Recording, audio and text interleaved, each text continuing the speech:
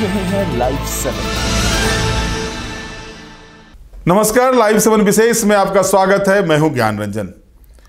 दोस्तों, 10 अगस्त को सूर्या हांसदा, जिन्होंने कि 4 मर्तबा विधानसभा का चुनाव लड़ा था, उनका इनकाउंटर हुआ और उसके बाद से झारखंड की राजनीति में सूर्या हांसदा का मामला आज तक गरमाया हुआ है। आज भारतीय जनता पार्टी ने पूरे प्रदेश में सूर्या हांसदा इनकाउंटर को लेकर के आंदोलन किया, उग्र प्रदर्शन किया है।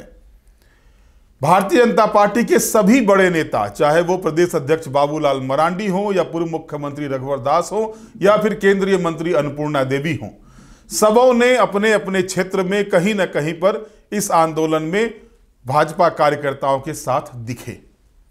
बहरहाल हम बताएंगे आपको कि आखिर क्या है सूर्या हांसदा के इनकाउंटर का सच। आखिर क्यों नहीं सदन के भीतर भी जब यह मामला उठा तो सटीक जवाब सरकार की तरफ से आया। और दूसरा जो मुद्दा है वो है नगरी का। नगरी में जो रिम्स 2 बनाने की बातें हो रही है और उसका विरोध लगातार भारतीय जनता पार्टी के नेताओं के द्वारा, और यहां तक कि सत्ताधारी दल के कई नेताओं ने भी इसका विरोध किया है। इसके बाद भी रिम्स 2 को लेकर के सरकार हिल नहीं रही है, नगरी में ही बनाने पर अडिग है। क्या है इसके पीछे की वजह, यह भी हम आपको बताएंगे। लेकिन सूर्या हांसदा मामले में आप पहले यह जानिए कि सूर्या हांसदा का मामला जो है वो उसका सच क्या है, उसकी सच्चाई क्या है, आखिर अब तक सामने क्यों नहीं आई। सरकार ने जो जांच करवा रही है, सरकार अपने स्तर से जांच करवा रही है। हालांकि सूर्या हांसदा के परिजनों, चाहे उनकी पत्नी हो या मां हो, उसके द्वारा सीबीआई जांच की मांग की जा रही है। भारतीय जनता पार्टी हो या फिर टाइगर जयराम महतो की पार्टी जेएलकेएम, दोनों ही इस मामले की जांच सीबीआई से कराने की मांग कर रही है। साथ ही साथ आपने देखा होगा कि 10 अगस्त को जब सूर्या हांसदा का इनकाउंटर होता है तो वहां पर भारतीय जनता पार्टी ने पूर्व मुख्यमंत्री अर्जुन मुंडा के नेतृत्व में एक जांच टीम को भेजा था। और इसके बाद जो जांच टीम ने रिपोर्ट दी थी और जिसको कि प्रेस में दिया गया था भारतीय जनता पार्टी के द्वारा, उसमें यह कहा गया था कि सूर्या हांसदा का जो इनकाउंटर हुआ है वो उसको मारा गया है। सूर्या हांसदा को सूर्या हांसदा ने किसी तरह का या उनके लोगों ने किसी तरह से पुलिस पर धावा नहीं बोला था। इसके अलावा जो सूर्या हांसदा के बारे में कही जाती है कि 2000 के समय में, वर्ष 2000 में सूर्या हांसदा कई अपराध में थे। लगभग 25 आपराधिक मामले उनके ऊपर थे, जिसमें रंगदारी का मामला था, इसके अलावा डकैती का मामला था, कई तरह के मामले थे। 15 मामले में सूर्या हांसदा को कोर्ट से बेल मिल चुकी थी। लेकिन इसके बाद भी उसकी मां का जो कहना है कि वो टाइफाइड से पीड़ित था और वो अपनी मौसी के घर देवघर गया हुआ था और वहां पुलिस उसको अरेस्ट करती है और बांध के रखती है। इसके बाद पुलिस ये कहती है कि वो भाग रहा था और उनके लोगों ने पुलिस पर धावा किया। इसके बाद जवाबी कार्रवाई में सूर्या हांसदा की मौत होती है। तो कई सवाल, पुलिस के भी बयान और अन्य चीजों को लेकर के भाजपा सड़क से लेकर सदन तक इस मामले को लेकर हल्ला बोल किए हुए है। अब सवाल यह उठता है कि क्या भाजपा को सूर्या हांसदा के रूप में और रिम्स 2 के रूप में एक संजीवनी मिली है झारखंड की राजनीति में, या फिर सरकार कहीं ना कहीं फंस रही है। इन सारे चीजों का जवाब हम आपको देंगे, लेकिन पहले आप सुनिए कि पूर्व मुख्यमंत्री बाबूलाल मरांडी ने आज जो प्रदर्शन किया है भारतीय जनता पार्टी ने सूर्या हांसदा इनकाउंटर के विरोध में और रिम्स 2 के विरोध में, इस पर क्या कुछ कहा है। आप सबकी जानकारी के लिए हमने कई बार बताया भी और आप सबको अखबारों में भी देखे। सूर्या हांसदा के कहते हैं कि अपराधी है, लेकिन वास्तविकता क्या है? सूर्या हांसदा एक राजनीतिक और सामाजिक व्यक्ति थे। वो भोरिया विधानसभा से एक बार नहीं बल्कि 4 बार वो चुनाव लड़े थे और वहां काफी वो लोकप्रिय थे और अपने घरों पर ही जो चलाते 250-300 बच्चों को पढ़ाते भी है, मुफ्त में भोजन और वस्त्र की भी व्यवस्था करते हैं। यानी एक राजनीतिक कार्यकर्ता के साथ साथ एक सामाजिक कार्यकर्ता भी थे। और आप सबको पता है कि लाल मटिया का क्षेत्र, उसी क्षेत्र में भोरिया विधानसभा में भी साहेबगंज जिला का वो मिर्जा चौकी है, मांगरो है, जहां पर पत्थरों की खदानें जहां इलीगल होता है। आज झारखंड सरकार तो इलीगल काम में ही लगे हुए, इलीगल करने वालों को संरक्षण दे रहे, चाहे पत्थर हो, चाहे बालू हो, चाहे कोयला हो। इलीगल यहाँ से चोरी हो रही है, ढुलाई हो रही है। सूर्या हांसदा उसका विरोध करते थे, माफियाओं का विरोध करते थे, भ्रष्ट अफसरों का विरोध करते थे। उन लोगों के आंखों के वो किरकिरी बने हुए थे और एक सुनियोजित षड्यंत्र के तहत उनको देवघर जिला के मोहनपुर थाना के बगल में एक नावादी गांव है जहां रिश्तेदार क्या रुके हुए थे, बेहोश से इलाज करके लौटे थे। उनको सादे वस्त्र में पुलिस जाकर के पकड़ करके मोटरसाइकिल से ले जाते, उनकी पिटाई होती है, करंट दिया जाता है, मार दिए जाते हैं, फिर बाद में एनकाउंटर दिखाए जाते हैं। जहां पर उनका लाश पड़ा हुआ था वो मीडिया को भी जाने नहीं देते, जहां पर उनका लाश पड़ा हुआ था उनके परिवार को भी वहां जाने नहीं देते, गांव के और भी लोगों को जाने नहीं देते और वहां से लाश को सीधे ला करके पोस्टमार्टम करके परिवार को सौंपते हैं। और बाद में वहां लोग जाते हैं तो वहां कोई खून का धब्बा भी नहीं दिखता है। अगर कोई एनकाउंटर होता, गोलियां लगती तो आदमी भी गिरता है तो वह खून भी गिरता है, लेकिन इसे साफ होता है जब खून भी नहीं गिराता और उनके शरीर में दाग भी दिखता है तो साफ होता है कि उनको मार दिया गया और वहां जाकर के फेंका और इनकाउंटर दिखाया गया। और इसलिए हम सब लोग मांग करते हैं उनकी जांच सीबीआई से होना चाहिए। दूध का दूध पानी का पानी हो जाएगा। सरकार कहती है उनके अपराधी थे तो अपराधी उनके ऊपर केस तो करेगा ही माफिया वाले। उनके ऊपर जो केस था उसमें से 24 में से 12-14 केस पर बरी हो चुके थे, 5 केस पर उनके बेल भी हो गया था, 5 केस प्रोसेस में था, उनके ऊपर कोई वारंट नहीं था, फिर इस प्रकार की गिरफ्तारी करने की क्या जरूरत थी। ये साफ दर्शाता है कि उनको गिरफ्तार करके मार दिया गया है और सरकार के पुलिस सरकार के संरक्षण में ये घटना को अंजाम दिया गया है। और तभी राज्य सरकार हेमंत सोरेन की सरकार सीबीआई डरते हैं। अगर वास्तव में सरकार निर्दोष हुई है तो सीबीआई पानी का पानी हो जाएगा, लेकिन सरकार उसे भाग रही है और इन्हीं मांगों को लेकर के आज यहाँ प्रदर्शन है। दूसरी जो मांग है रांची के जो हम क्या कहते हैं नगरी में, वहां रिम्स 2 के नाम पर किसानों से जमीन छीनने की सरकार प्रयास कर रही है। भाई रिम्स 2 तो आप कहीं भी राज्य के आसपास बंजर भूमि की जमीन कमी नहीं है, पथरीली जमीन की कमी नहीं है, लेकिन वो जमीन तो खेती की जमीन है और वहां के नागरिक के आदिवासी आज से नहीं वर्षों से संघर्ष कर रहे उस जमीन को लेकर के। 56 और 57 में भी जब बिहार सरकार थी तो कृषि विश्वविद्यालय के लिए फार्म हाउस के लिए वो एक्वायर करना चाह रही तो उस समय भी लोगों ने विरोध किया था। और उस समय बिहार के तत्कालीन मुख्यमंत्री थे, रांची आए और जमीन पर जाकर के देखा कि वास्तव में लोगों की खेती जमीन है आदिवासियों की।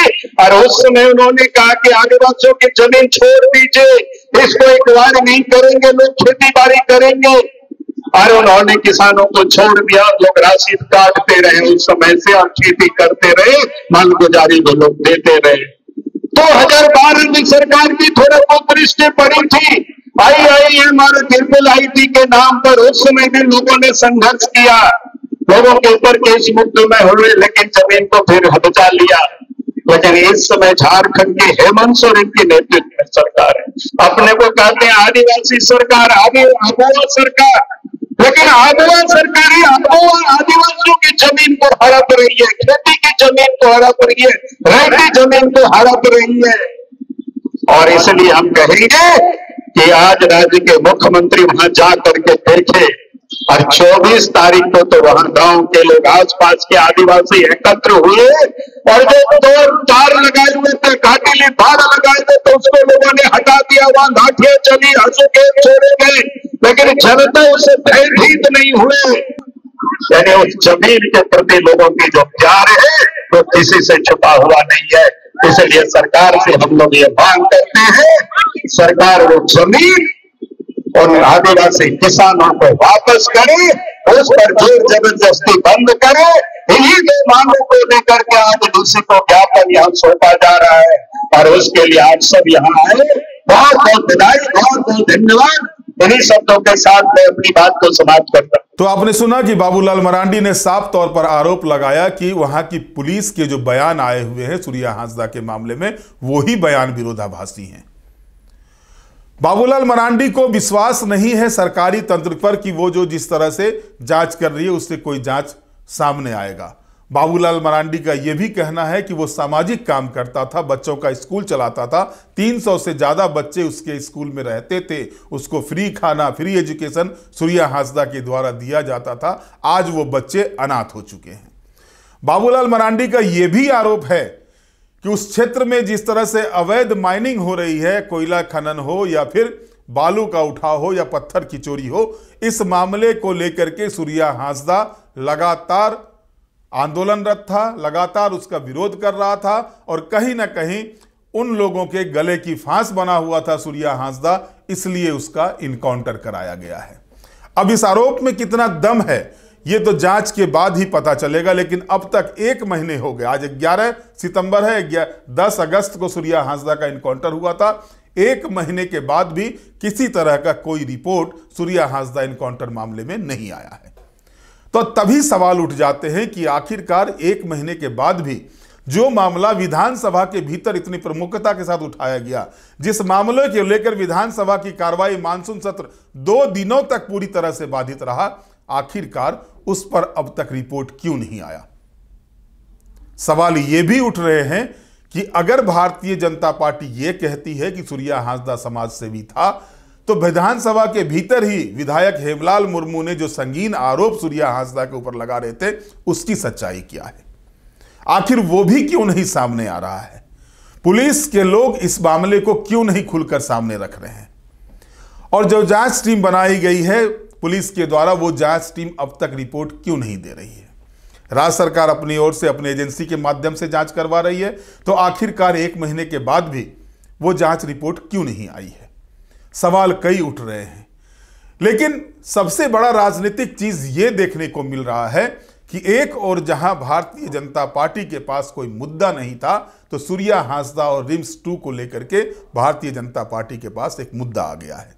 मुद्दा इसलिए भारतीय जनता पार्टी को बड़ा दिख रहा है क्योंकि इस मुद्दे में जो vote bank Bharatiya Janata party के पास से 2019 के विधानसभा चुनाव से लेकर 2024 के लोकसभा और विधानसभा चुनाव तक खिसक गई है पूरी तरह से, उस वोट बैंक को फिर से जगाने का एक मुद्दा भारतीय जनता पार्टी को मिला है। या यूं कहें कि सूर्या हांसदा और रिम्स 2 का मामला जो है वो भारतीय जनता पार्टी को संजीवनी दे रहा है झारखंड में, और तभी तो सभी बड़े नेता इस मामले को लेकर के आज प्रदर्शन में दिखाई देते हैं। अब 2019 के विधानसभा चुनाव में अगर आप देखेंगे तो भारतीय जनता पार्टी के खाते में ट्राइबल के लिए रिजर्व सीटें जो 28 है, उनमें से मात्र 2 सीटें आई थी। 2024 के विधानसभा चुनाव में तो और ही स्थिति बदतर हो गई। 28 में से 27 सीटें इंडिया गठबंधन के पास गई और एक टिमटिमाता हुआ सितारा चंपाई सोरेन के रूप में जीत पाया, जो ट्राइबल सीट पर था। अब वो ट्राइबल वोट बैंक जो पूरी तरह से भाजपा से दूर हो गई है, या यूं कहें कि वो वोट बैंक, उस वोट बैंक पर भारतीय जनता पार्टी अपनी पकड़ नहीं बना पा रही है, तो अब सूर्या हांसदा और रिम्स 2 के मामले को लेकर के ये चीजें ट्राइबल के बीच फिर से अपनी पैठ को स्थापित करने के लिए भाजपा को एक बड़ा मुद्दा दिख रहा है। वजह साफ है, सूर्या हांसदा आदिवासी समुदाय से थे, उनके पिता मुखिया रह चुके थे, माता अभी भी मुखिया है।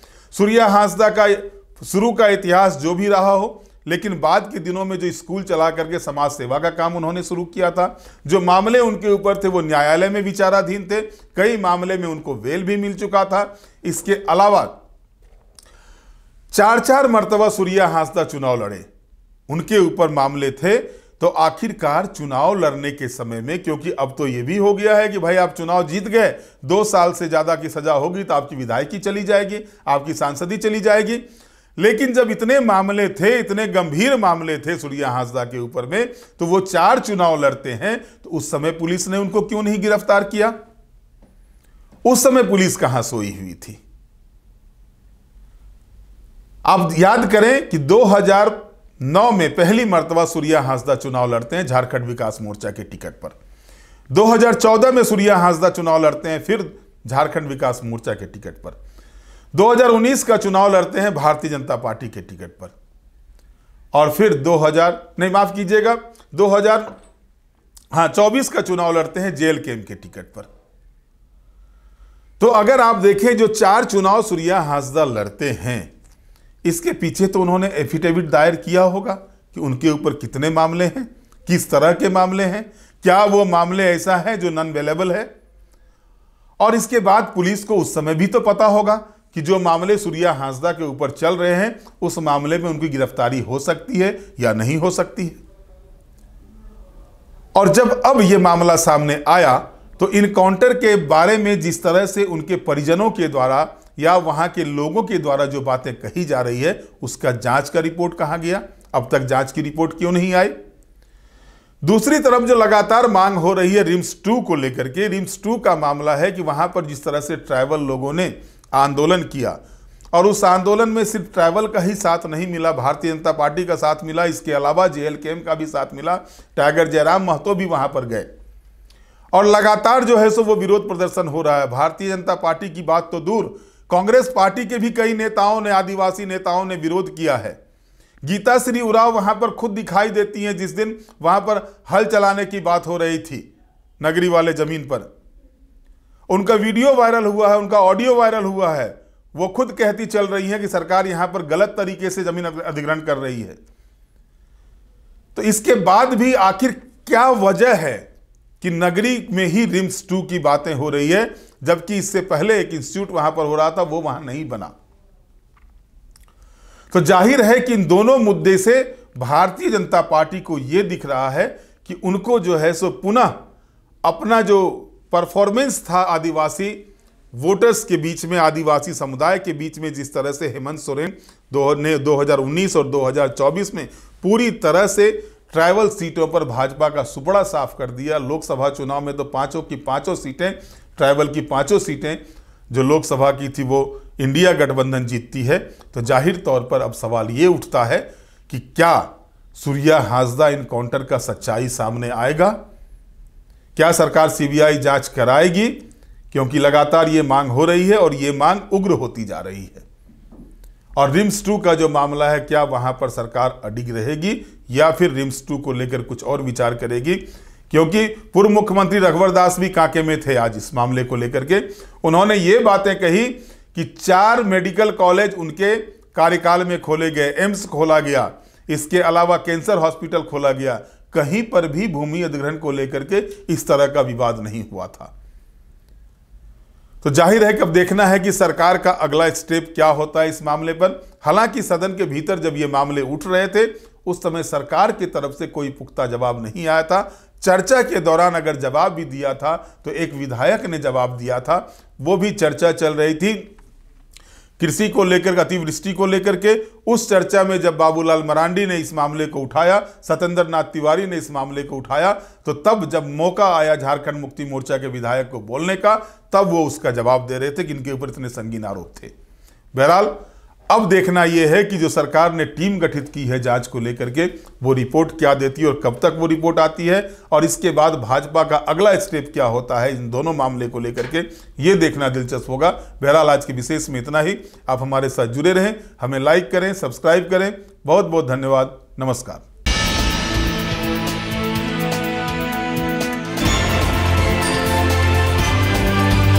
आप देख रहे हैं लाइव 7।